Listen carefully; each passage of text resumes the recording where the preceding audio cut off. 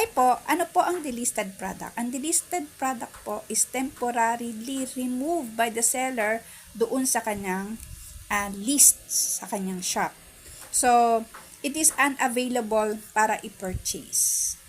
So, may mga reason tayo kung bakit delisted ang mga products. Number one reason is listing violation, seller account suspension, and temporarily removal by the seller.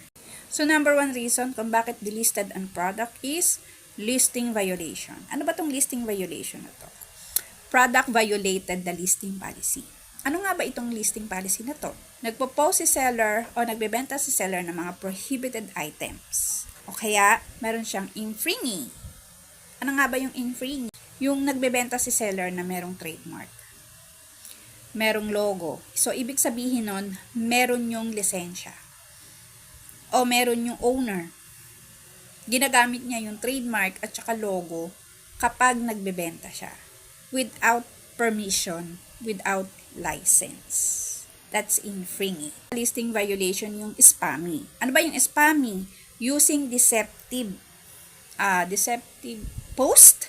Ginagamit niya yung name, yung logo, wala naman din siyang authorization.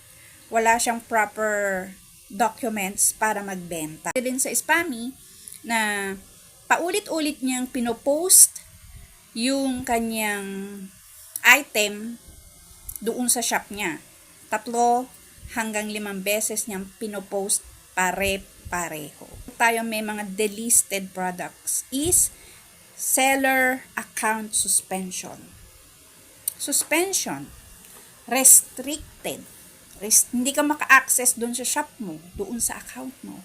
Kasi, may mga activities ka na na-detect ni Shopee. Suspicious activity. Ano ba yung suspicious activity? Ano ba yon? Ibig sabihin nun, nakikipag-transact ka outside Shopee. Hindi po pwede yon.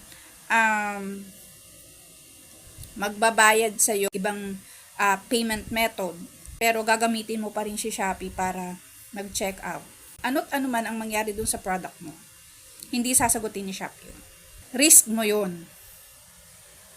So next, bakit delisted ang product is temporarily removal by the seller.